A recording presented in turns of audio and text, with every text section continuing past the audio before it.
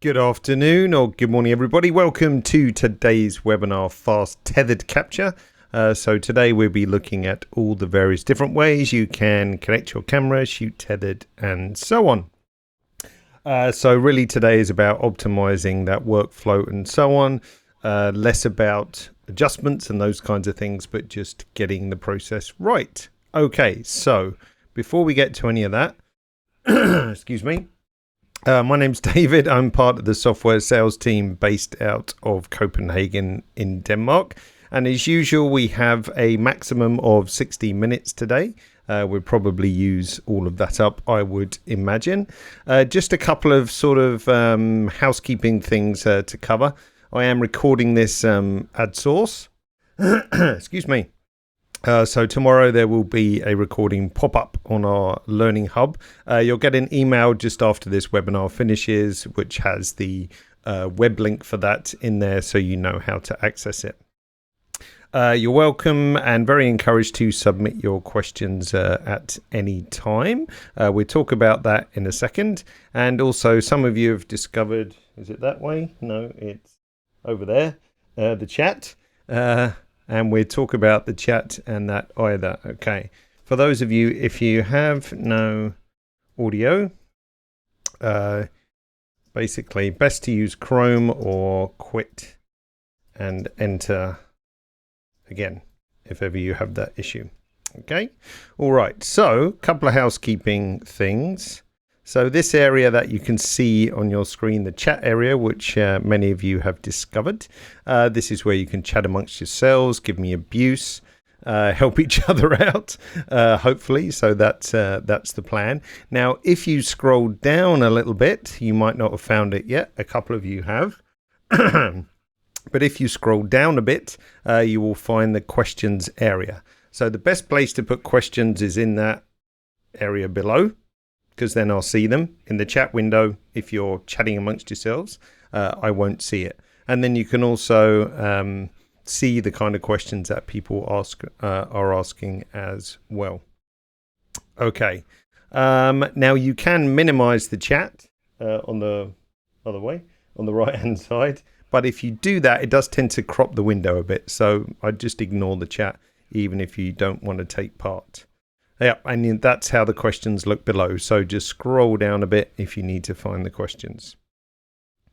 Okay, all right. I think we are ready to begin. So let me turn off the slides and that's my enormous face. So we're going to share the right screen in a second. So let's share that. Just need to minimize me. In a minute, let's get the screen big and like so. So now we should be good. All right. So before we get to using in Capture One, or sorry, shooting tethered in Capture One, where's my props? Hang on. We just talk a little bit about getting a good tethered connection, because if you're having issues with disconnection or you can't even connect, it's very, very, very unlikely it's Capture One. Normally, the main culprit is this guy, the cable. So the first thing to try is a different cable. And also don't go cheap on cables as well. No sort of super basic cheap stuff. Tether Tools for me has always worked out very well. So that's the first thing. And also observe the length of the cable as well to make sure you're sitting within USB requirements. There's always boosters and extensions that you can get if you need to go a little bit longer. Now, secondly, where's my other prop? Here it is. It's probably going to be hard to see on the camera because I know the camera feed is kind of blocky resolution. But this guy here, hang on, I'm just going to focus on that a bit better. This is called a tether block. So it sits under the camera and you see it has these little snaky things on it. And essentially what you can do is wrap the cable in it, obviously a bit neater than I did. And that clamps onto the bottom of the camera, and then it means that your cable, all that weight isn't pulling on the side port. So that's a tether block, also from Tether Tools, but I think Manfrotto make one and a few other people as well. Let's just get me back up like so. So tether block from Tether Tools, but I think Manfrotto do one as well, and there's all kinds of other gadgets. But if it's gaffer tape, rubber bands or whatever, any way to sort of reduce that strain on the camera itself. Now at the computer end, of course, whether you're Mac, PC, doesn't matter, the amount of power that is produced on the USB port can vary. So on my old Mac, not my current 2016 Mac, on the one before that, I would find that some USB ports had less power than other USB ports, so the connection would be unstable. If you, again, got no connection, excuse me, croaky today, then the simplest way to solve that is to get something like a USB powered hub that has power injected into it, and that will give you a nice stable connection on to the computer, so the computer isn't supplying the power. Mostly that's all you have to worry about. I have seen a really weird issue with this guy. So Dropbox up here. If Dropbox, you've set that to ingest from your camera, which is what it tries to make you to do sometimes when it installs, that can also interfere with the USB connection as well.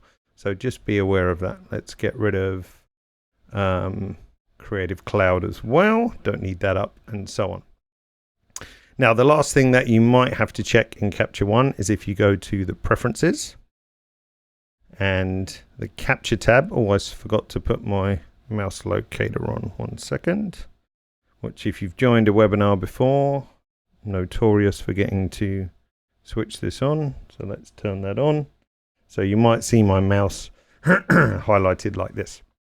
So in the Capture Tool tab, of the Preferences, you'll see these check boxes which basically activate the different brands: Canon, Nikon, Sony, Fuji, Phase 1, of course, and Leaf as well.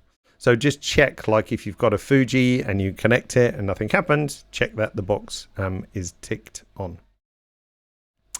Okay, so let's turn that off.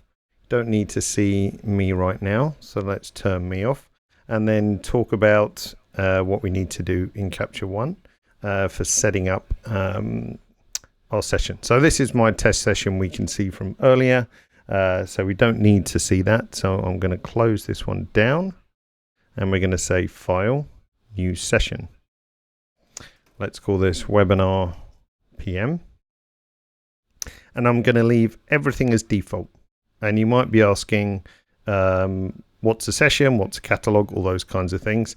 Essentially, a session is ideal for shooting tethered because of the way it's structured.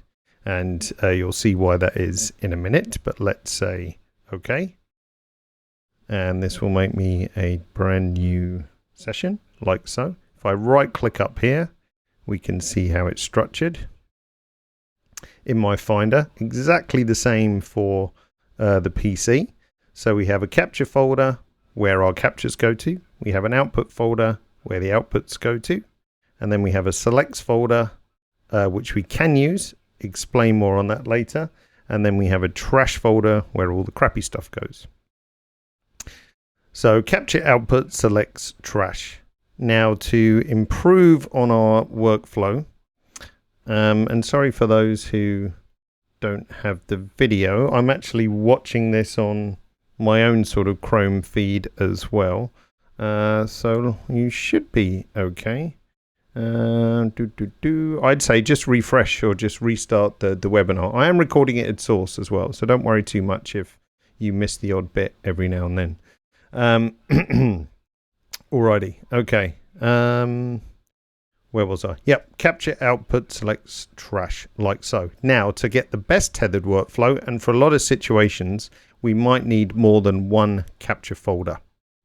So I'm going to make a few in here. So we're going to make setup. So that's when we're messing around with lighting and so on. And then we're going to make one called shot 1. And then we're going to make one called shot 2. And then we're going to make one called shot 3, like so. Now, right now, if we go to the first tool tab in Capture One, in a session, Capture One is only aware of capture, selects, output, and trash.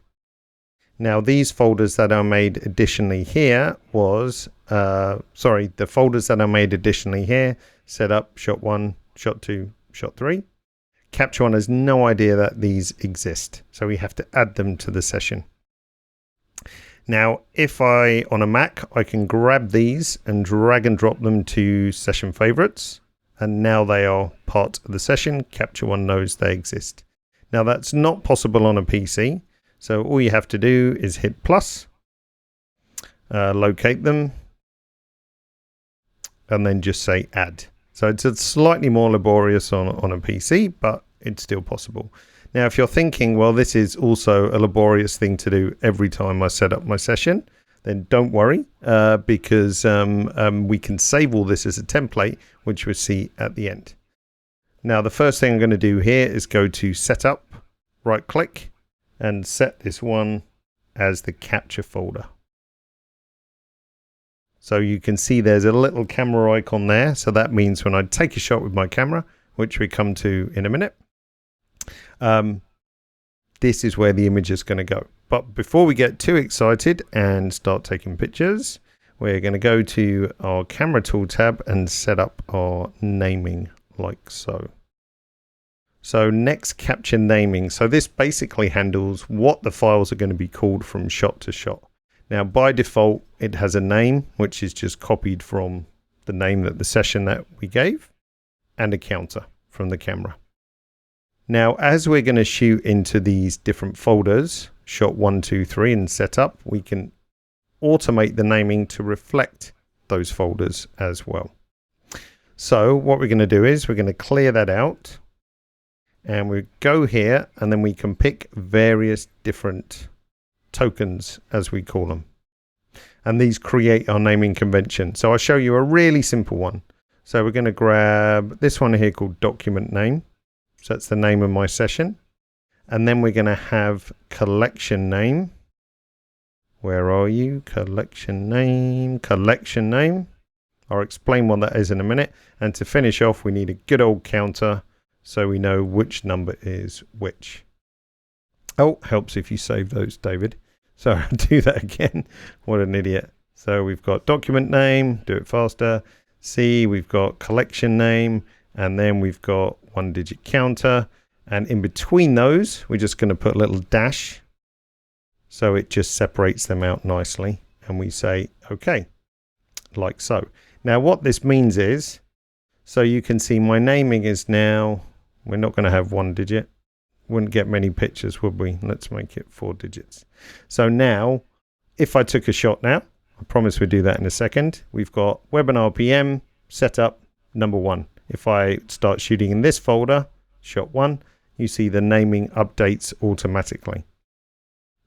If we go to shot 2, again, it updates automatically. So this takes out the human error in it, if you like. Excuse me.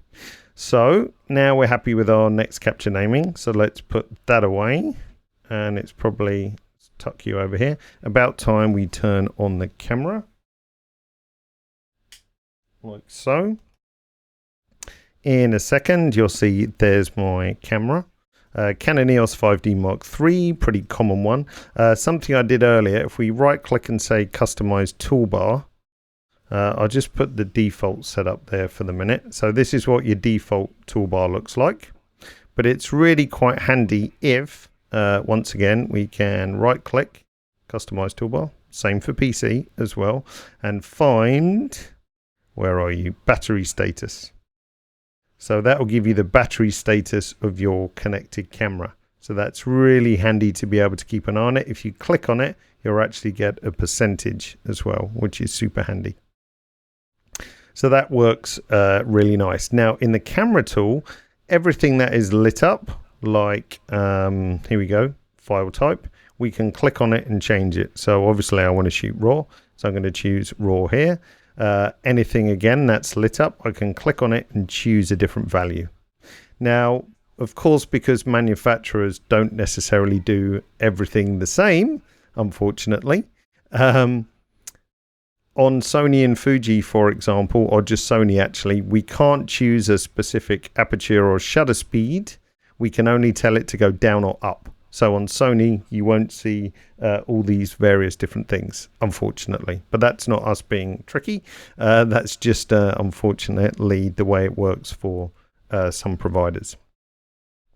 And like on Canon, for example, the mode is mechanical, so I can't change it here. But if I reach over to the camera and change it to whatever, so bulb, for example, if we go this way, what do we got? Aperture priority. Just move the cursor.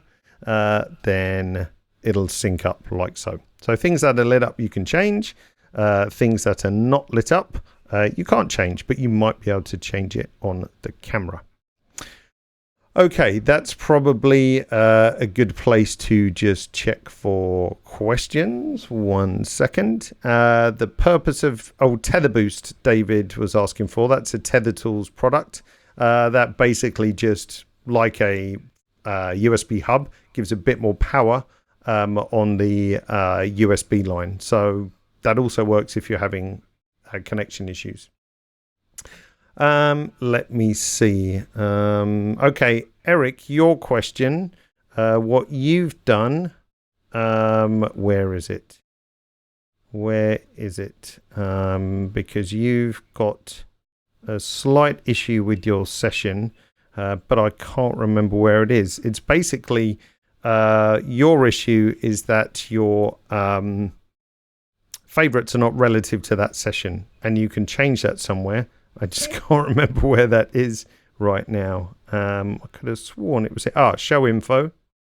So you've got relative to session. It should be relative to session. I bet you've changed that to absolute at some point. So Eric, have a look in there, and that means everything is encapsulated in that session, which works really nice. So show info.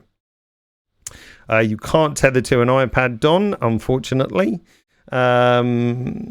You can't apply a style depending on device, but I'll show you how you can do that. And we might get to Capture Pilot if we're lucky. And there's no way to shoot with Bluetooth or Wi-Fi, unfortunately. So, alrighty. And working tethered is definitely better with sessions, I would say. So if you're thinking session or catalog, it's definitely better with sessions, which you'll see why as we go along. Okay. Alrighty, so let's turn me off. And we're actually, lo and behold, let's take a shot. So you can take a shot by clicking here on the button, and then we got our picture in. Or of course I can reach over and press the shutter release on the camera, like so, as you can see. And they come in relatively quickly. Cameras equipped with USB are going to be faster than cameras with USB 2. Now, first stage is normally to dial in your white balance. You can do that in a number of different ways. So I'm just going to throw in a grey card. Take another shot. Let's see. Okay, so there's our grey card. Doesn't matter, that's not in focus. Click to get a grey balance, which is with this tool over here, like so. Let's take this away. And then essentially what's happens by default is that the adjustments are always copied from last. So that brings us to our next tool, next capture adjustments here. So really what's happening is that anything that we do to this image gets carried over to the next image. So everything is copy from last. Now 99% of you will probably be using that system. Now we did have a question this morning, which was what were they asking? If I wanted to copy everything but something else. And you can do that. So if you look in other, you can say copy specific from last, the last image, and you can tick on exactly what you want to have. So if I didn't want one of these things, I could get rid of that. So let's cancel out of that. And also, if you said copy from clipboard, that essentially means if you click on the copy arrow up in the top right hand corner, whatever's on the clipboard will be carried across to the next image. But as I said, 99% of you are going to follow that workflow, copy from last. Now we're still in our setup folder as far as I can remember. So we're still at this point getting our lighting right and composition and so on. And one of the things that can help us do this is, of course, live view. So if I go into live view, which is this little button here, which looks like the video camera, we click that. Live view opens, and then we get a pretty nice live view. Excuse me. Now the webinar sort of frame rate is only 7 to 8 frames a second, but the webinar, the frame rate of the live view is, a good 20 frames per second. So it's really easy to see and go in. Just got to push my chair back a bit and, adjust as you see fit for various composition and so on. So super easy to do. Really helpful for doing all those kinds of things. Now, if we take the hand tool, double click, then we get 100% view, as you can see. And again, depending on the camera model, because this isn't available on all cameras, we can then actually jog the focus. So coarse adjustment here at the ends, back and forth. And then in the middle, we've got like a medium adjustment, like so. And then fine adjustment finally here. And again, on some cameras, we can also trigger autofocus. But again, a lot of this stuff is model dependent, so it's not available, then it doesn't work. Also, if you switch the lens to manual focus, this will often be disabled as well. You've got the same camera controls here, and you've got more in-depth camera settings here, should you need them as well. You can shoot with live view on, but then you have to also consider it can be heating up the sensor a little bit as well. So you might also want to consider that. And once I'm happy with my live view, I can turn this off. And then we can obviously take a shot. And then we get our new picture come in like so. And you can easily just you can easily just jump back in and out of live view quite nicely. Now there's also a couple of other compositional tools. So if we go to the first one, we've got overlay. So if I drag and drop my nicely prepared PNG file onto this spot and say show, this gives me a little layout like so. And this can be a JPEG, it can be a TIFF, it can be a PNG in this case. And that can just help you to orientate your shot, especially if you're working to a magazine cover, or maybe food packaging or something like that, for example. So we could now go back in. I could align this properly. What's this little box for? Well, my stylist said I needed to have something here as well. Doesn't it fit perfectly, etc. So that can really help you in the composition stage as well. It also shows up in the main window, which we'll see in a second. So let's come out of live view. Take another shot. And you can see in here. So now at this point, I'm happy with my setup and so on and so forth. So we can go here, go to shot 1, right click and say set as capture folder. So you see now the little camera icon has popped up. And this is the point where you want to consider if, where's next capture naming gone? Sorry, next capture naming.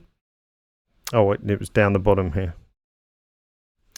Now for next capture naming, this is where we can decide, do you want to reset the counter? Now I tend to let it just run because I at some point will forget to reset it. So there's a couple of places you can reset it if that's interesting for you. You can click on here and say reset capture counter. Click. Goes back down to 1. Or on the file menu, you've got all the various different resets, and it's actually by default F15 to reset.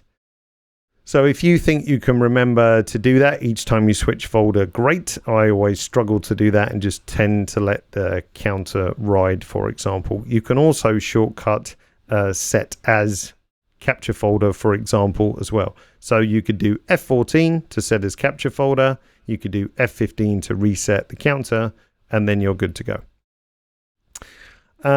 Let's take another shot. Camera tool. Where are you? Camera. You can do Command K or Control K on the keyboard too. There's our shot. I'm actually going to take my OXO box out because I want to differentiate between shot 1 and shot 2. So Command K works quite nicely. You'll see when we take a shot that there's a little orange circle that comes up around the shutter button. That means that there's images coming down on the pipeline. Now on Canon, we can't actually tell how many are coming. We just know there are some images coming. On Nikon, you might see dots around the outside, like so. Now you can shoot relatively quick. So if I start blasting images, you might hear the camera in the background. Then they just start popping in like so, as you can see on screen. Just a little tip, if you want to stop that happening, if you've got people crowding around the screen and that's annoying you, in the camera menu up here, auto select new capture, you can say to never, and then no captures will pop up in the viewer. They will of course be saved, but they just won't pop up in the viewer, so that can help you quite nicely. Oh, also one handy thing, if you're shooting overhead, forgot to mention that. So you see here orientation. By default, we use the camera's sensor to orientate the image. But if you need to manually change that, because quite often when you shoot overhead on flat artwork, unfortunately, the camera sensor get confused and the images can be all over the place. So you can manually change the orientation here as well. Can be really useful. Okay, so we've cracked off a few shots into shot 1. Let's go to shot 2. Right click, set as capture folder. Let's take a picture like so. And I'm going to throw in and I'll show you where overlay is down here. It works exactly the same way. If I say show overlay, I'm just going to throw in my extra things. Probably not quite in the right place. It's only a demo. And let's say shoot once more up here. Command K, of course. That's close enough. Let's turn off the overlay. I'll just angle it a bit. And let's shoot again. Like so. Now this option here, auto select new capture, when ready, essentially means that it's got the correct color, sharpness and so on. If you've got a really super old slow computer, you can say immediately and you'll get sort of a roughly drawn image pop up ASAP. But it really doesn't kind of make much sense these days. Most relatively new systems can load the image pretty quickly. Alrighty, so we're happy with our shot number 2 and you can see how they're being named. So we're taking out the human error element because the naming is automatic, and we're going to change this to set as capture folder like so. Let's bang off another shot, Command K. We can do that at any point. And just to differentiate shot 3, we're going to put our little dude up here. You'll see a little dude in a second. Oh, this is also a capture button on the toolbar as well. So we've got our little fella. Let's just check he's in focus so we can go back into live view, double click. Now, if you try and focus touching the camera lens, it just jiggles all over the place. It's really hard to do it accurately. So it's much easier to try and jog it with the electronic controls, especially on a lens like this. It just doesn't really work. So policeman Lego man, he's nice and sharp. So back out of live view, take a shot and so on. Alrighty, so let's just bang off a couple more and we'll pause there and answer a couple of other questions. Okay, let's riskily put my face back up on screen. All right, do I have a promo code for Tether Tools? No, I don't, I'm afraid, Kelly.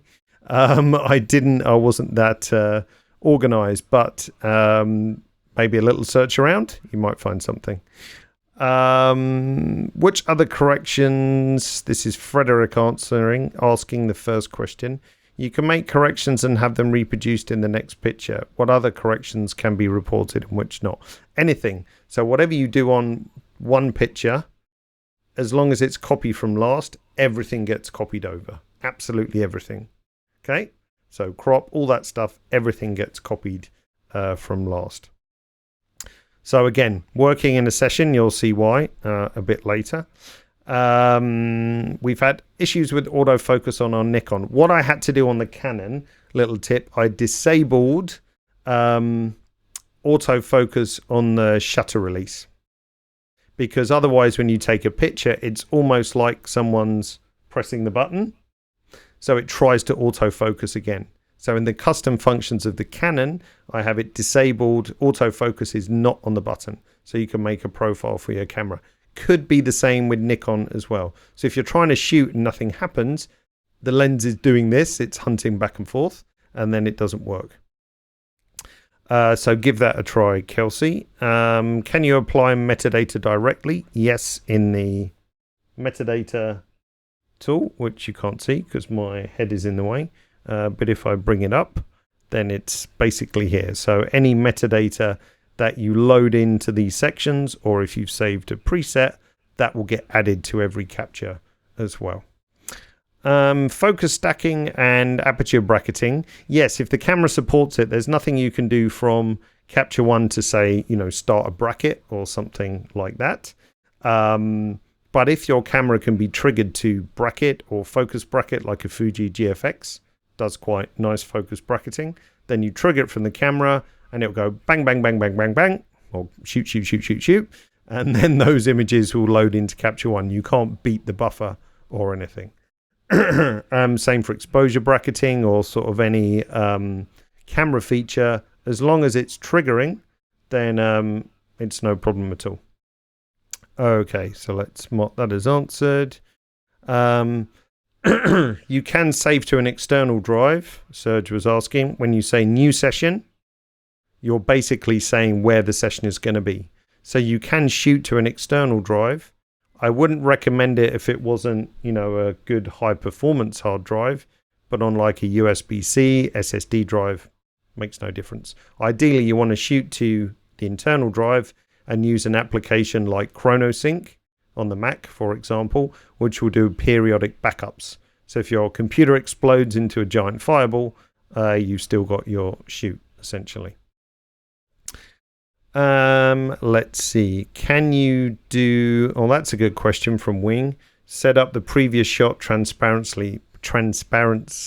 semi-transparently for stop motion. Well, you could grab the previous raw file and drag it into overlay, and then that would work. It would be possible. What's the CL function for? Where is that, Alejandro? I don't see a CL function. So describe slightly where that is and I'll try and help you out. Okay. Battery icon on the toolbar isn't registering. Could be camera firmware. So check your camera firmware is up to date as well. And for the overlaying picture, I saw Marion asking in the chat area, naughty. But if it wasn't directed at me, that's fine. When we come to process recipes, I will show you as well. CL is continuous. Darren was saying, thanks for the help out. So yeah, as long as Capture One can keep up, which it generally can, you could shoot 10 frames a second and they will just load in to Capture One as and when. Probably the camera buffer would fill up before anything else. All right, how are we doing for time? Good. Okay, so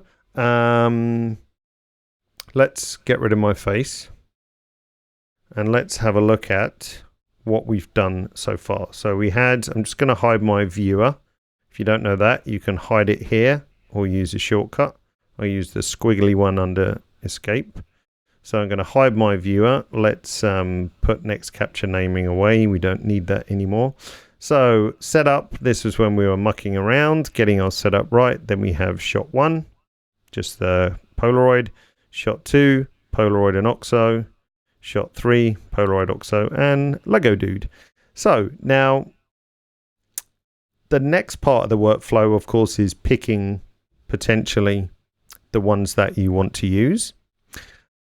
So you can do one of two things. You can pick up an image and you can drag it to selects and it will physically move it. So let's just show you that. So if I drag and drop to the selects folder, if we look in selects and we look in selects in the Finder, you'll see we've got number 7, number 7. So that's one way to select, is to drag and drop images into the selects folder, which is fine. But I don't find that to be the most useful workflow. So what I prefer to use is either color tags or star ratings. Now in any session, it comes built with these two smart albums. So all images in the session. So this is showing us every single image that we shot, like so. So there's our Lego Dude popping in. And 5 stars shows you any image which is tagged with 5 stars. So very easily I can go to shot 1 and think, well, which is the best one? It's probably going to be this one. So if I press 5 on my keyboard, then you see it marks it with 5 stars down in the bottom right. Or if we're just looking at the thumbnail, it marks it underneath. So now I can go to shot 2. Pick something else. Okay, let's see. This is the best one. If you want to check focus, of course, you can just double click with the hand tool. Renders pretty quick. Or you can use the loop tool. This guy here. Let's see what my zoom is. 100%. Loop tool, where anywhere we click, we can get a little 100% view like so. So that's another way of doing it. But let's grab this one. So 5 stars, shot 3. Let's grab this one. We can check he's in focus. Yes, he is. So let's grab this one. 5 on my keyboard gives me 5 stars. Now if I go to 5 stars, we can see shot 1, shot 2, and shot 3, like so. Now, of course, there might be more from each folder if it was a fashion shoot, headshot shoot, and so on, but that works quite nicely. Now, if you're not a style person, but you're a color person, in session albums, we can say, click on the plus, let's have a new smart album, and we could do something like selects, if you want to call it that. And so you remember which color does what. You can put in brackets, green tag, use one of our presets here. So let's choose green, say OK, and that gives me another smart album on the back, like so. So now if I went to shot 2, for example, and tagged this green or used a keyboard shortcut, then it would show up in my selects green tag, like so. There's loads of different ways you can do this, but even if you just use a simple tag or a simple star rating, it's much easier than sort of dragging and drop into the selects folder. Because if I look at these and think, you know what, that one's not my favorite shot, I'm going to zero this out. So I press 0 on my keyboard, boom, it's gone away. So now I can go back to shot 3, think actually this one was better. So I'll mark that 5 stars. And now you can see it pop up nicely in the 5-star window, like so. Easy. So now we've got our selects. I mean, we've simplified that process, but it doesn't have to be complicated. The next stage would be to process them out. Before we do that, let's just check for questions. So Marco, about the bracketing, again, if your camera can do it, then yes, you can, as long as you can trigger it from the camera, then Capture One will keep up nicely. Oh, OpenCL, yes. So if your computer is GPU equipped with something decent, you'll see Capture One will use hardware acceleration. So that's using the graphics card to speed certain things up.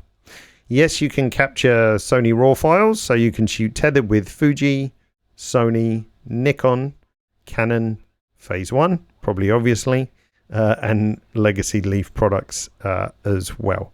Now, it's not all Fuji models and all Sony models and all Nikon models, so you can always go on to CaptureOne.com and check if your camera is compatible as well. And a question that often comes up from Terry, does the camera write to its own storage? Generally, no. So there's no facility on Canon to do that, for example. But on some Fuji and Sony models, you can set it as a menu preference, and it will write to both. Okay, Capture Pilot we might get to. It's kind of tricky because it's hard to show you an iPad on a super low resolution webcam, but we can show you the sort of basics of it. Okay, next we need to process out. So we're looking at 5 stars. Now remember, each of these images are in a different folder. So if I right click and say show in Finder, then Finder will open up and it shows me where that image is. So that one's this one here in shot 1. Now I want to process all these out, but I also want to keep them in separate folders as well. So how can we do that? Well, first of all, let's just make a simple process recipe. So second to last tab is where we make our process recipes. So let's say we want these as TIFF files. So very simple. I'm going to click plus. And we're going to call this TIFF 8-bit full size. So we know what the recipe is doing. And underneath in process recipe itself, we're going to pick the format, which is TIFF. It's going to be 8-bit, uncompressed, Adobe RGB, pretty much all of that. And the output location by default is the output folder of my current session, if we don't change anything. Now, if you find there's weird stuff going on, that it's going to a completely different output folder from a different session from some other day, then what you need to do is click here and say reset tool. And this will make sure it is now relative to your session. Whoever answered that question, who was that? That was Eric James Wood, I think. That could be linked to your same issue. Somebody at some point might have messed that up. So if you go around and reset all the tools, then you should be good. Okay, so we've done a basic recipe. So if we go to,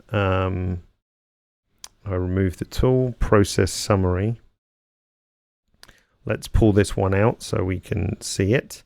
Process summary, I'm going to select 3 images, Command-All to select, and it's going to process them out. Let's say process, it will use 1 recipe, only take a few seconds.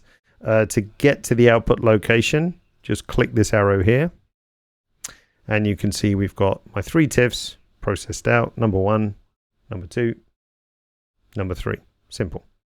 So really basic recipe output. Now, if we want to go up a gear, I'm just going to delete those. And in the File tab of the same process recipe, this one here, I'm going to add something in subfolder. So this means create a subfolder for me in the output location. So you see the root folder as output location. So Capture One is going to save the images here. But before that, we're going to make a subfolder. Now, subfolder, I could just type in manually and it will make a folder called, try and pronounce that, but it will make a folder of that name. Or much like the naming convention, if we go click on this square box, we can pick some tokens. Now, these could divide up the images by color tag or rating or any of those things, but I'm going to use one which is a bit unintuitive by its name, which is called session subpath. But you'll see what it does in a second and say, okay, so we've got session subpath. Now, if I select all of these and process them, so let's keep an eye on the output folder. So I'm going to say process. And now if we look in the output folder, it essentially recreates what's in the capture folder. So now in the output folder, we've got shot 1. Let's make this a bit bigger. Shot 2 and shot 3 in their own shot folders replicated from the capture folder. So that's really handy. So now if we look at shot 1, we can see there's our image like so. But we might want to process them in a couple of different ways. And also, that's what I was going to say. If we look at the name of this one, we can see it's a TIFF file, but we don't know, much else about the image. So we could also do something with naming as well. So what are we going to do? So we're going to keep session subpath, but let's say we want to add quick JPEG as well. So let's make another recipe, and this is going to be a JPEG, and it's going to be quick proof. And we're going to go into basic, and we're going to choose quick proof here. This just gives you a super fast JPEG output, really speedy. Oh, quick proof, like so. And we're also going to say session subpath. Now I know the token is called session subpath, so I can just start typing session and it pops up and I can choose it. And then the beady-eyed ones amongst you might be thinking, why on earth is there another possibility to do a subfolder here? So now I'm going to divide them up by recipe name. So if I start typing recipe, I can find the token recipe name like so. So what's going to happen is that when we say process, Capture One says, okay, we're going to use this recipe and this recipe because it's ticked. They need to be with the session subpath. So I'm going to carefully put each image in a folder with the same name that it was captured in. And in output location, I also need to see before I do anything about that, I'm going to make a recipe or a folder with the same name as this recipe. So let's go back to Finder. Let's make sure it's empty, like so. So I delete those. We've got 3 images selected. Select all, and now I'm going to say process. So now you can see we've got JPEG quick proof, shot 1, shot 2, shot 3, TIFF 8-bit full size, and if we just go into these folders, then we can see the various shots, like so. Easy. So, and again, going back to a really early question about session or catalog, everything we've done so far is in one folder, Webinar PM. So if I wanted to take this folder and just carefully back it up to my external hard drive, then I can do so like that. Just drag and drop, and it gets copied across, and it's copied across. You can see it here, Webinar PM, exact copying. To open that in Capture One, I would just double click this. So it's very easy to do those various simple backup procedures. So let's go back to Pictures, Webinar PM. And so all our captures are here, set up shot 1, 2, 3. All our outputs here, divided into our different process recipes, subdivided into their different shots. And then selects, we had that select there because I don't personally use this folder, but it's good on smaller shoots. And then trash, if we delete anything, let's just delete a crappy test shot. So let's go to this one and say file. I only know the shortcut. Where is it? Edit. Oh, I've lost where delete is. Image, maybe it's here. Here we go. Delete. Move to session trash. Like so. And now if we go back to Finder, you can see trash. We've got that one. So everything encapsulated in that Webinar PM folder, which makes it super nice. Okay, so let's look at a couple of questions. Let's put my face back up for a second. Oh, I can see it looks grey. Let's just turn it off and on again. Oh, camera doesn't want to display at this point. Yeah, okay, no face for me. Let's turn that off. All right. Just looking at the questions. So we answered Terry. We might be able to cover Capture Pilot if I'm fast. When I take a shutter speed from 5 seconds, it takes 5 seconds to load to the computer. When my shutter speed is 30 seconds, it takes 30 seconds to load, and so on. How is it possible? Well, what's happening, that's Marty, is that it's a black calibration. So I don't know what camera you have, but essentially what that means is that when you do a long exposure after a certain time, then the camera does a second exposure with the shutter closed to subtract noise from that shot. Now you'll probably find in your camera that it's optional, but I wouldn't turn it off. And you'll find it kicks in over a certain amount of exposure time. So it's doing the shot for 30 seconds, then it does the same shot with the shutter closed for another 30 seconds, looks at the noise on the black shot, subtracts that from your actual shot. So that's what happens basically. So Marty, I hope that explanation makes sense, but that's camera related, not Capture One. Big question from Don. Does selecting 8-bit over 16 greatly limit the editing ability? Yes, but depending how much editing you want to do, essentially. What happens if you don't process out and you use software or Bridge to copy the images to a different hard drive before working on them in a different program? Well, you could work on the raw files in a different program, but unfortunately, you're not going to have all the benefit of the raw conversion from Capture One. So that's not possible. So I wouldn't recommend it, to be honest. EIP files. So you can right click on an image and choose pack as EIP. And what that means is it packs up the raw file into an EIP with the adjustments as well. And that means if you want to send it to a retoucher or something like that, then you can do so.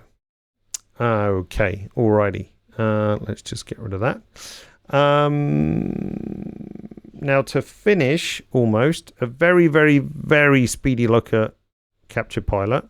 So if we go to Capture Pilot, which is down here, it's very simple. You need the app if you're on an Apple phone, for example. And it doesn't work on Android to have a specific application, but you can actually use any web enabled device. So in Capture Pilot itself, we have to say Start Image Server down here. You might have to enter your system password. And then under mobile, you can say what you want to allow people to do on the iOS app. And under web, you can decide what you want them or what is allowable on the web app. Now, web app can be anyone on the same network as you. They have to be on the same network, wired or Wi-Fi, doesn't matter. Same for mobile, they have to be on the same network. But if you click on the local IP, that will open up a web page, as you can see.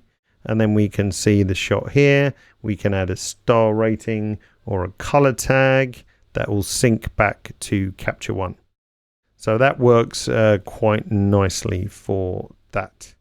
So that's all there is to it. And the only other thing for Capture Pilot is that you can decide what folder is being viewed in Capture Pilot as well. So if I go to 5 stars, like so, then Capture Pilot should refresh just to the 5-star images only, for example.